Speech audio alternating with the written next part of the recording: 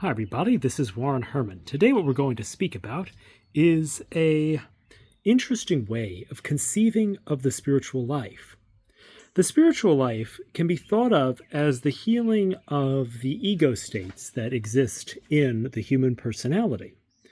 And this is something that's in line with the teachings on transactional analysis, which is a somewhat more modern approach to a Freudian understanding of communication, really. Basically, the simplest way of thinking about this is to think about parent, child, and adult ego states within the person.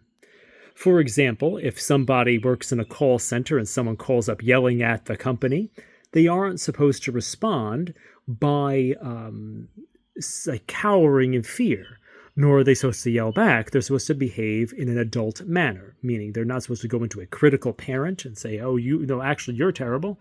Or a child, oh, yes, our company's horrible. Instead, they're supposed to say, oh, well, the policy is this and that, meaning they're in the adult ego state. This way of thinking about these different parts of the personality is not necessarily something that we're going to dive into in this video in great detail. But the thing is that this way of conceiving of the human person gives us a real snapshot into what is necessary for the type of bond we have to have with God in order to fully heal our personality. Because if we relate to God merely as if God is someone we're taking care of, then we are, in kind of a weird, powerful position. If we relate to God only as someone who is an equal but doesn't give us any commands or it isn't, we don't have any compassion on God, then we're kind of just adult to adult.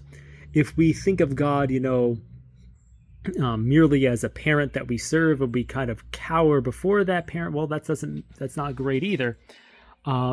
Instead, we want to have a balanced understanding. And the most fascinating thing is that this balanced understanding is exactly what you find in the Catholic mystical tradition. For example, there are different ways in which in the Orthodox tradition they may relate to God kind of as parent, but not adult, meaning it's like a spousal relationship, and not consoling the heart of Jesus. They just have this one piece. And similarly in the Protestant traditions, there's a sense in which it's kind of almost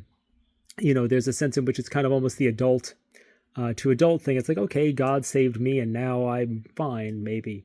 There's not the same dynamism.